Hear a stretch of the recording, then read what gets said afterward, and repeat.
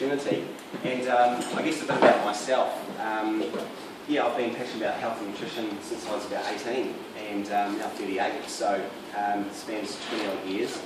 And it's taken various shapes and forms over the years. I used to be heavily involved in fitness, and I had a time of doing some bodybuilding for a while, and used to think that was the way to being really fit and healthy, but of course it's probably one of the more toxic ways that you can have a lifestyle. And both my wife and I, we lost our fathers at a young age, and also my mother remarried, and he since passed away about 6-7 years ago. And lessons learned each time for that was that what they passed away from cancer, but it just didn't actually have to be that way. And a lot of what I know now, and what I really practice now, I wish I knew sort of 10-15 years ago. I had an inkling of it, but wasn't quite entirely sure of the right way to go about it. And there's a lot of misinformation out there, which I'm sure you're aware of, in terms of, you know, diet this, diet that, or is this healthy, is that healthy, and it's a lot of it is sort of industry focused, a lot of it is, you know, got vested interests, but ultimately when you look through all that, the truth is out there, and, you know, the logic is out there too, and, you know, it's starting to get a lot more prevalence these days. And one of the things which is getting a bit more of a sort of sharper focus is toxicity. And of course, EcoStore, you know, started all those years ago too, because they wanted to leave a healthier environment behind once everything was flushed down the drain, but also healthier individuals in terms of what they're putting on their skin, what they're cleaning with, and everything else. So what I'm going to talk about is what is toxicity, just really, really quickly, because there's the obvious ones that we all know about, and then there's the less obvious ones, which often people don't think of, and we find that a lot. You know, a lot of people are quite surprised. Oh wow, I didn't realise that had such an effect on my body. I'm going to go into sources of toxicity, which again are pretty obvious. How the body copes, or rather doesn't cope for a lot of people. What to do about it really quickly, because there are some simple things that can be done. They don't have to be, you know, I'm going to do a 50-day juice fast, or I'm going to become a raw vegan overnight and try and stay that way. There's a lot of really simple things that people can do just by bringing one thing in and kind of omitting another, and that can have really profound changes in their lifestyle and how they think and feel and getting them to move again.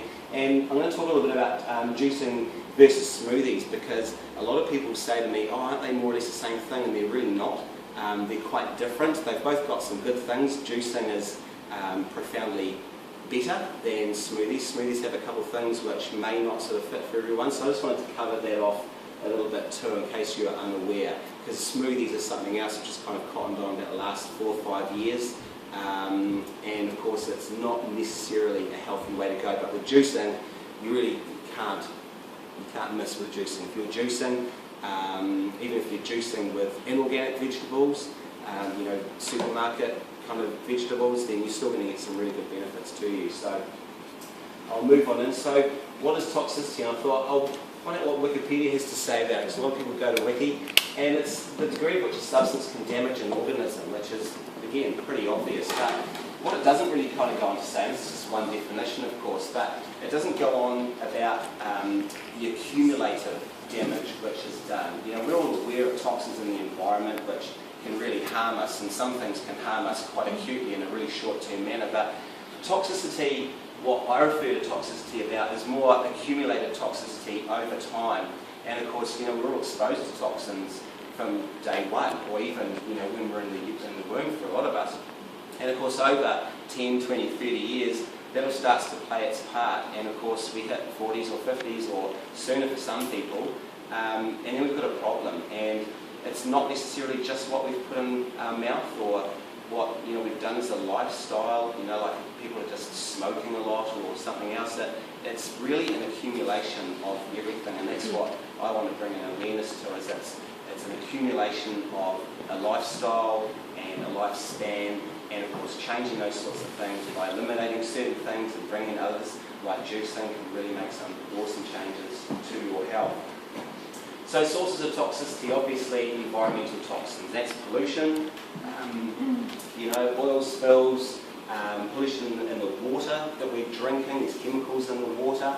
A couple of those are pretty controversial and debatable, and I know where I stand on them, and other people have different views on those. I don't want to get into that too much. But of course there's pollution in the air.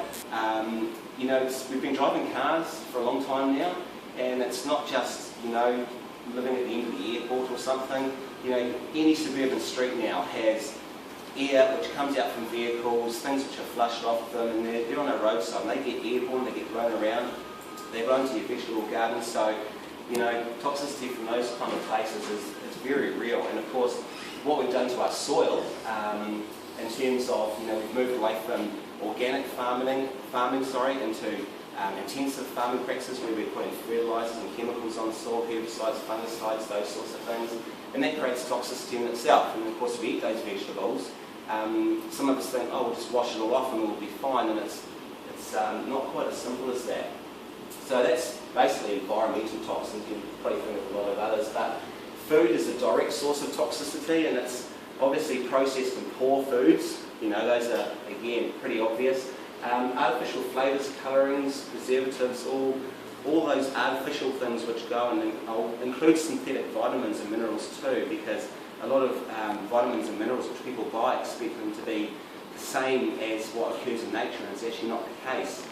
And a lot of the synthetic vitamins and minerals, they won't even work in our body, they're not absorbed, and some of them can create toxicity.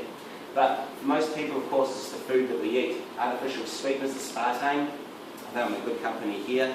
Not to harp on about that too much, but you know, aspartame, pretty toxic to the body. It's a neurotoxin, it's a cytotoxin. Across the blood-brain barrier, it can create all sorts of havoc there. So, you know, the Diet Coke versus the Coke, it's really a kind of one of two evils. Herbicides, pesticides, fungicides, and of course genetic engineering. You know, GE is going to be a big experiment that we're all going to kind of learn one day. I don't think it's going to be that great, but hopefully, you know, with awareness and everything, people aren't going to take on GE as much as they have in the States and such. And I've also put in there preparation and combining practices, and what I'm talking about there is food preparation. You know, we've all heard of, you know, cooking steak on the barbecue and putting heaps of stuff on it, and, you know, cooking it until it's really well done. And that is also a source of toxicity, because there's all sorts of acrylamides and carcinogens which are formed during that cooking process.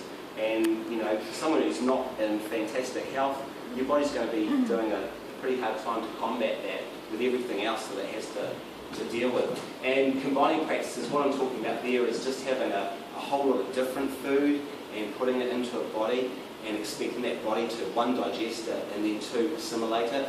Again, going back to a body which isn't functioning as well as it could. Those kind of foods put all in at once. If your stomach acid isn't balanced, and things like your gut bacteria intact in terms of good bacteria to bad bacteria, pathogenic activity, and things like constipation, those can all really affect how well you can digest different foods, and of course how much of that is assimilated into the body. It's not a case of